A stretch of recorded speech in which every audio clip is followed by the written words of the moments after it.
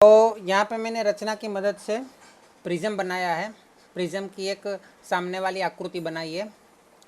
तो प्रिज्म जो होता है उसकी 3 भुजाएं होती, 3 भुजा वाला मतलब ऐसे कांच का जैसे आयताकार टुकड़ा था ना, लंबघन था ना, कांच का घनाकार मतलब आकार का ये होता है। तो अंदर के भाग में तो पूरा कांच ही होता है और बाहर का भाग पूरा हवा है। तो हमें पता है कि प्रकाश का कोई जो किरण है वो प्रिज्म मतलब कांच के भाग में कांच के भाग में मतलब हल्के माध्यम में से भारी माध्यम में मतलब कम घनत्व वाले माध्यम में से ज़्यादा घनत्व वाले माध्यम में जाता है तो वो लंब की दिशा में अपवर्तन होता है ना। આપણને ખબર છે કે પાતળા માધ્યમમાંથી જાડા માધ્યમમાં કોઈ પ્રકાશનું કિરણ જાય તો તે લંબની દિશામાં વક્રીભવન પામે અને ફરીથી જાડા માધ્યમમાંથી પાતળા માધ્યમમાં જાય તો ફરીથી તે વક્રીભવન પામશે, પરંતુ એ લંબની દિશામાં વક્રીભવન નહીં પામશે, લંબથી થોડું દૂર જશે, है ना। तो पहला આપણે સમજવાનું છે કે પ્રિઝમ કોણ क्या होता है। प्रिज्म कोण, प्रिज्म कोण। तो प्रिज्म कोण किसे कहते हैं?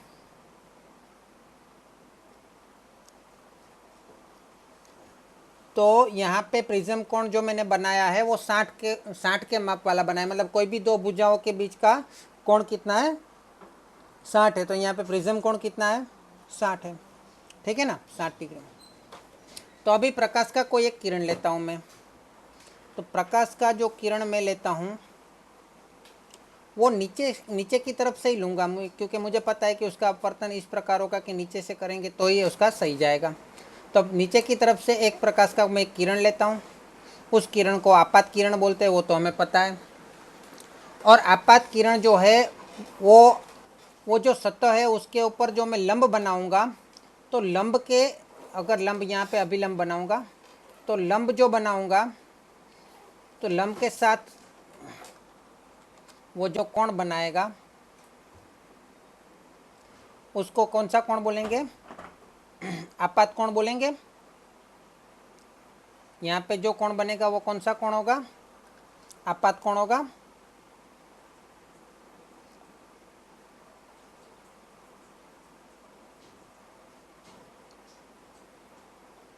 ठीक है। अभी हमें जैसे पता है कि हवा के माध्यम में से कांच के माध्यम में जाएगा तो वो किरण सीधा तो जाएगा नहीं, है ना। वैसे नॉर्मली सीधा जाना चाहिए लेकिन सीधा कांच, यहाँ पे प्रिज्म रखा हुआ है मतलब कांच का माध्यम आ गया तो वो मतलब ज़्यादा घनत्व वाला माध्यम आ गया तो वो लंब की दिशा में अपवर्तन करेगा और थोड़ा इस प्रकार से चला जाएगा। और इस प्रकार से चला जाने के बाद वापस यहाँ पे दूसरी सतह मिलती है और दूसरी सतह जो है वहाँ पे वापस हमें एक लंब बनाना पड़ेगा। तो हम वापस लंब बना देते हैं। यहाँ पे लंब कुछ ऐसा बन रहा है ना। चलो अभी यहाँ पे भी कोण बन रहे हैं, यहाँ पे भी एक कोण बन रहा है, 2 जगह पे वैसे तो कोण बन रहे हैं। यहाँ पे भी एक कोण बन रहा है, यहाँ पे भी एक कोण बन रहा है। अभी पतले माध्यम में से मोटे माध्यम में गया, मतलब कम घनत्व वाले माध्यम में से ज़्यादा घनत्व वाले माध्यम में गया। अभी ज़्यादा घनत्व वाले माध्यम में से कम घनत्व वाले माध्यम में जा रहा है ना। इसलिए वो लंब की दिशा में नहीं जाएगा, लंब की दिशा से थोड़ा दूर जाएगा। एक्चुअली उसको सीधा जाना चाहिए था, ऐसे सीधा जाना चाहिए था, लेकिन सीधा नहीं जाएगा, वो लंब से थोड़ा दूर भागेगा और इस प्रकार नीचे की ओर जाएगा। तो नीचे की ओर जाएगा तो वहाँ पे वापस अपवर्तन हो जाएगा।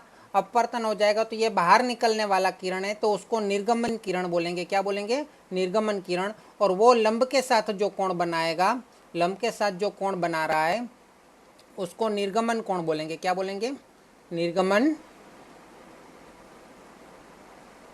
कोण, इसको निर्गमन कोण बोलेंगे। ठीक है। अभी एक और कोण को हमें ध्यान में लेना है, वो कोण है विचलन कोण, है ना। ये जो किरण आपात कर रहे थे आप, ये आपात किरण और ये निर्गमन किरण दोनों के बीच का कौन सा कोण है। तो यहाँ पे तो दोनों के बीच में कोई कोण बन ही नहीं रहा है, तो हम बना देते हैं ज़बरदस्ती मिला के, है ना। तो ज़बरदस्ती मिला के इसको सीधा लेके जाएंगे और इसको ऐसे पीछे की ओर लेके जाएंगे और उन दोनों के बीच में जो कोण बन रहा है ना, उन दोनों के बीच में यहाँ पे जो कोण बन रहा है ना, उसे कौन सा कोण बोलेंगे? विचलन कोण। ये आपने सीखा हुआ था 8वीं कक्षा में।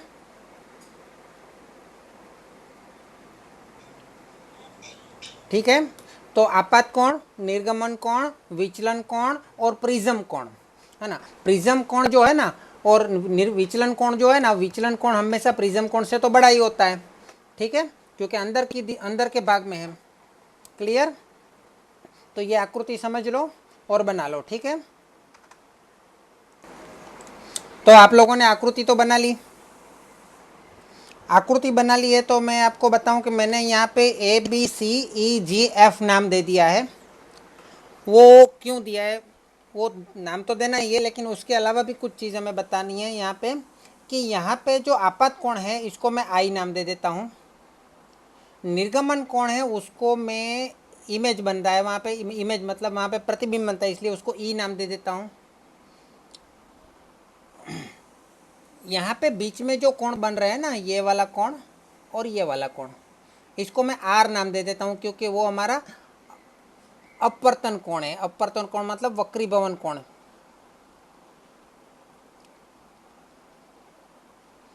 दोनों सेम ही होगा।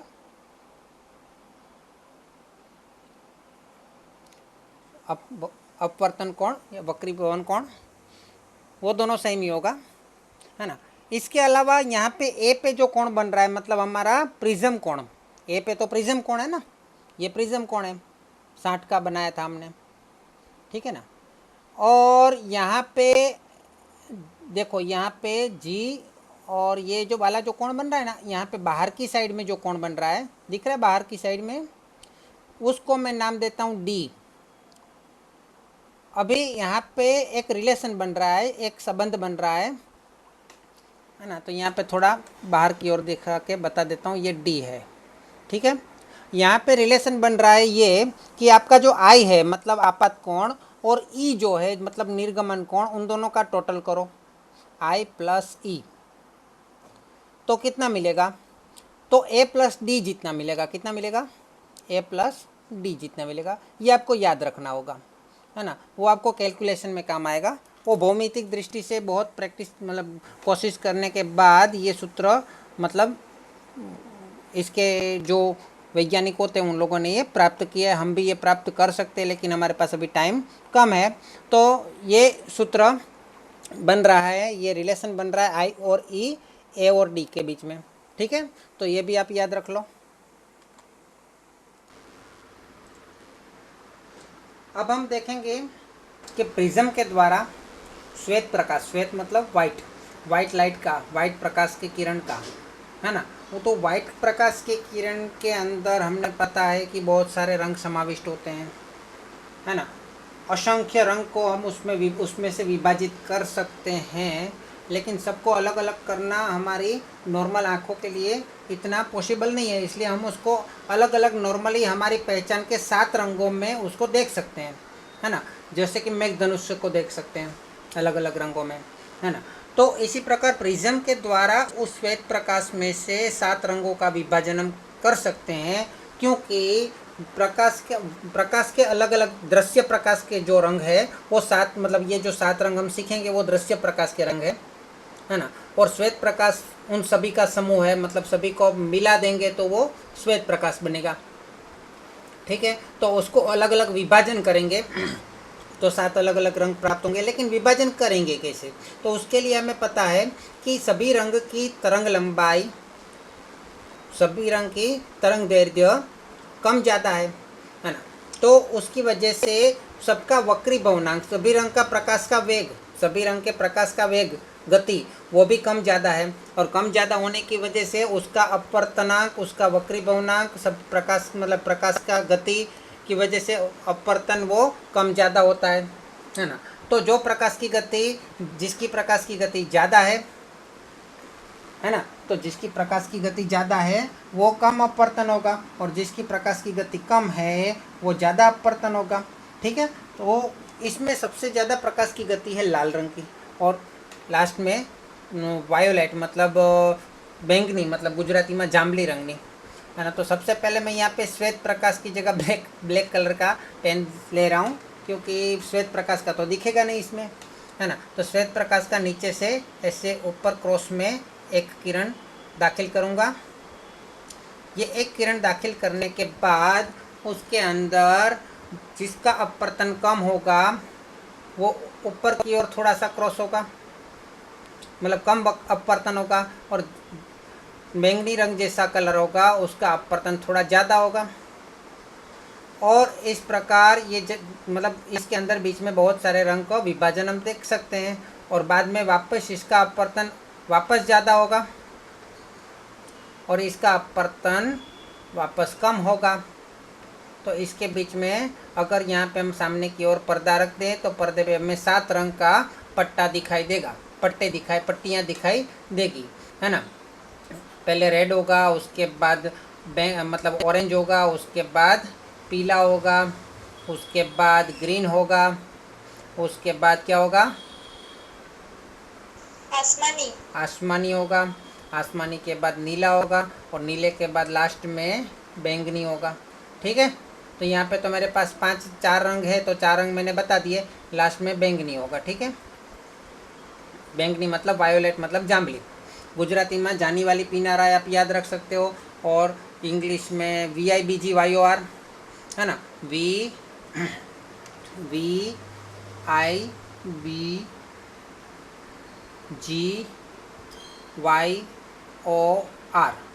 या फिर जानी वाली पीनारा,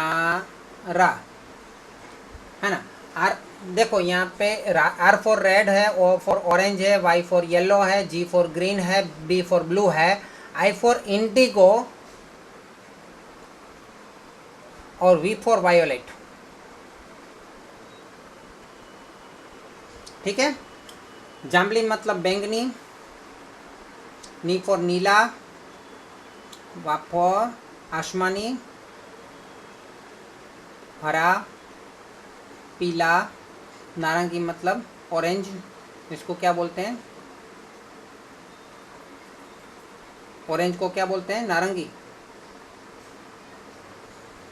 हाँ सर। और लाल को लाल बोलते हैं, यहाँ पे भी लाल बोलते हैं, कोई रातो बोलते हैं गुजराती में, काठियावाड़ी में, तो यहाँ पे लाल भी लिख सकते हैं गुजराती में, जानी वाली पीना ला ऐसे भी याद रख सकते हैं। ठीक है, तो इस प्रकार आप आकृति बना लीजिए, आपको पेंसिल से ही बनानी है, आपको अलग अलग रंग का उपयोग नहीं करना है। ठीक है, बनाइए आकृति। तो प्रिज्म की मदद से हमने एक वाइट प्रकाश, श्वेत प्रकाश की किरण में से विभाजन करके उसकी प्रकाश की किरणों को 7 अलग अलग रंगों में विभाजित कर दिया, मतलब 7 रंग में उसको अलग अलग विभाजित होते हुए देख पाते हैं। वैसे उसके बीच में देखा जाए तो बहुत सारे निकलते हैं, लेकिन मूलभूत रूप से हम 7 रंग को देख सकते हैं, है ना। अभी ये 7 रंगों का वापस विभाजन करके क्या वाइट रंग पाया जा सकता है, प्राप्त किया जा सकता है? हाँ, तो किसकी मदद से करेंगे, किसकी मदद से करेंगे, बोलो बोलो। उसमें भी प्रिज्म का ही उपयोग करेंगे। किसका उपयोग करेंगे, प्रिज्म का, है ना। कैसे करेंगे देख लेते हैं। इसमें एक दूसरे प्रिज्म का उपयोग करेंगे, तो मैं दूसरा प्रिज्म ले लेता हूँ। दूसरे प्रिज्म को उल्टा ले लेता हूँ। कैसा ले लेता हूँ, उल्टा। और इस उल्टे प्रिज्म को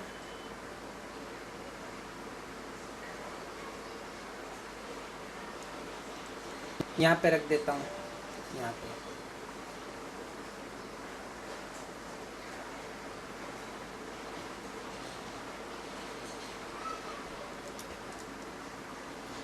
ये प्रिज्म को उल्टा मैंने ले लिया, उल्टा रख दिया। अभी मैं बीच वाले सभी किरणों को निकाल देता हूँ और बाद में वापस आपको समझाता हूँ।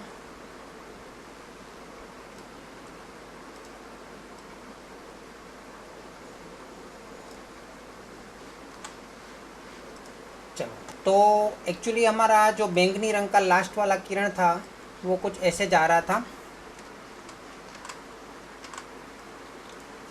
वो कुछ ऐसे जा रहा था, और लाल रंग का जो किरण था सबसे ऊपर वो कुछ ऐसे जा रहा था।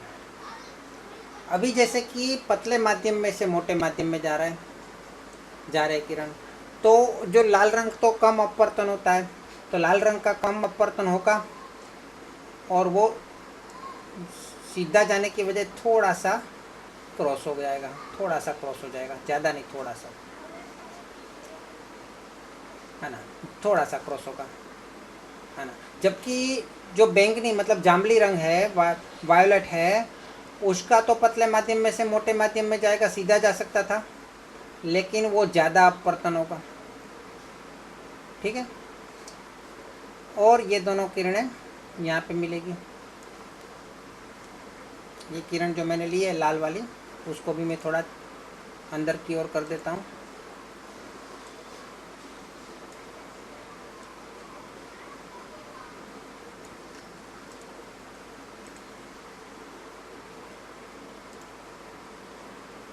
उसका कम अपवर्तन हुआ और इसका ज़्यादा अपवर्तन हुआ।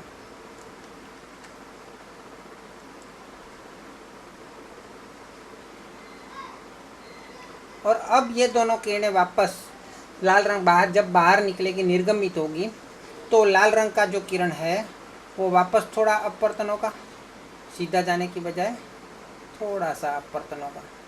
और ब्लू रंग का जो मतलब बैंगनी रंग का जो है वो भी थोड़ा अपवर्तन होगा, लेकिन दोनों एक ही दिशा में मिलेंगे और वो श्वेत प्रकाश देंगे। कौन सा प्रकाश का किरण देंगे? वहीं पे से एक हमें श्वेत प्रकाश का किरण मिल जाएगा। ठीक है, ये हो गया श्वेत प्रकाश। तो इस प्रकार प्रिज्म की सहायता से हम उसका प्रकाश के रंगों का विभाजन भी कर सकते हैं और उसको जोड़ भी सकते हैं, मतलब संयोजन भी कर सकते हैं। विभाजन और संयोजन दोनों ही प्रिज्म की मदद से कर सकते हैं। ठीक है, अगर हम यहाँ पे पर्दा रखेंगे तो यहाँ पे पर्दे पे कौन सा रंग दिखाई पड़ेगा? सफ़ेद पट्टा दिखाई पड़ेगा प्रकाश का। कौन सा? क्योंकि बाहर सभी रंग का विभाजन होके वापस संयोजन हो चुका है, वो यहाँ पे पर्दे पे दिखाई देगा कि श्वेत है, मतलब संयोजन हो चुका है, ये सिद्ध हो गया। ठीक है, तो जैसा कि अपवर्तन के बारे में हमें इतना पता है कि वो कम मतलब पतले माध्यम में से मोटे माध्यम में जाता है, तो वो लंब की दिशा में अपवर्तन करता है। मतलब कम घनत्व वाले में से ज़्यादा घनत्व वाले में जाता है तो वो लंब की दिशा में अपवर्तन करता है, और ज़्यादा घनत्व वाले में से कम घनत्व वाले में जाता है तो वो लंब से विपरीत दिशा में जाता है ना। तो ऐसा केवल कांच या ऐसी ज़रूरी जगह पे है ही होता है, ऐसा ज़रूरी नहीं है ना। वातावरण होता है ना, हवा का वातावरण, हवा के वातावरण में भी अलग अलग वायु जो होता है ना, हवा, तो हवा के अंदर भी हवा मतलब उसका कम घनत्व और ज़्यादा घनत्व पाया जाता है। किस प्रकार? जैसे मैं बताऊं कि आपने कभी पेट्रोल तो भरवाया होगा, देखा होगा पेट्रोल भरवाते हुए। तो जब वो पेट्रोल भरवाता है तो वहाँ पे टंकी का जो होल होता है वहाँ से पेट्रोल में से थोड़ा थोड़ा धुआं जैसा निकलता है ना। तो वो धुआं जैसा निकलता है, वो सामान्य हवा से उसके जो कण होते हैं वो कम घनत्व वाले होते हैं, है ना। तो वो कम घनत्व वाले होने की वजह से क्या होता है कि वहाँ पे उसके पीछे वाला भाग थोड़ा हिलता डुलता दिखाई देता है, मतलब उसके पीछे वाला भाग आपको हिलता हुआ दिखाई देगा। तो आपको लगेगा मतलब धुआं जैसा नहीं होता है, वहाँ पे ऐसा दिखता है कि उसके पीछे वाला भाग वहाँ धुएं मतलब वो हिलता हुआ दिखाई देगा, है ना। इसी तरह कभी ज्वाला मतलब अग्नि ज्वाળા, अगन ज्वाળા, बराबर। अग्निની જ્વાળા હોય, હે, ગરમ ધુમાડા જેવું નીકળતું હોય પણ ધુમાડો ના હોય, ધુમાડા જેવું ત્યાંથી આમ નીકળતું હોય, તો એની પાછળનો ભાગ પણ આપણને હલતો હોય એવું દેખાતું હોય, है ना।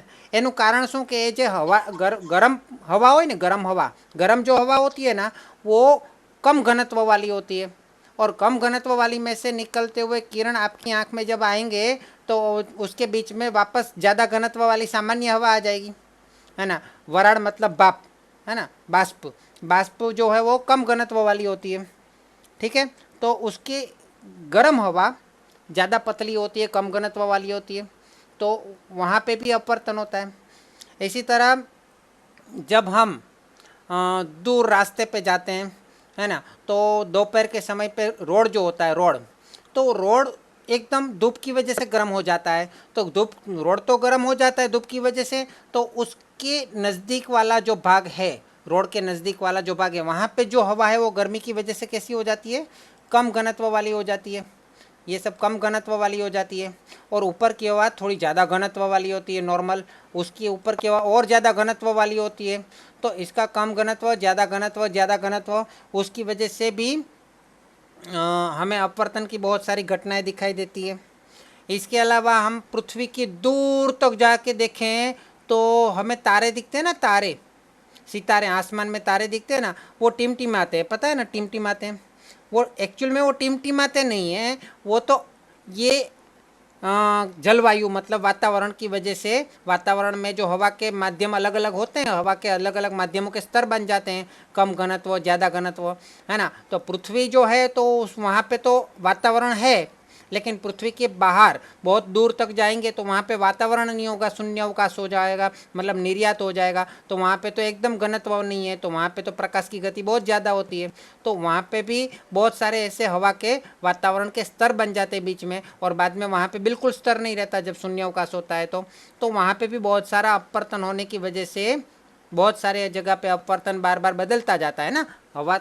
ये हवा का स्तर का सीधा हमेशा ऐसा नहीं रहता, कभी ये हवा का स्तर थोड़ा नीचे चला जाता है, कभी ये ऊपर चला जाता है ना। समझ लो कि ये स्तर है तो कभी पतला माध्यम थोड़ा कम हो जाता है, कभी पतला माध्यम ज़्यादा हो जाता है, कभी नीचे वाला पतला माध्यम कम ज़्यादा हो जाता है। तो हमको जो आसमान में जो तारे दिखाई पड़ते हैं वो भी थोड़ा एक ही स्थान पे नहीं दिखा पड़ते, थोड़े थोड़े इधर उधर होते रहते हैं, ऐसा लगता है। तो वो भी तारा का टिमटिमाना भी जलवायु की क्रिया, मतलब वातावरण की क्रिया, वातावरण के जो अपवर्तन है उसकी वजह से ही होता है।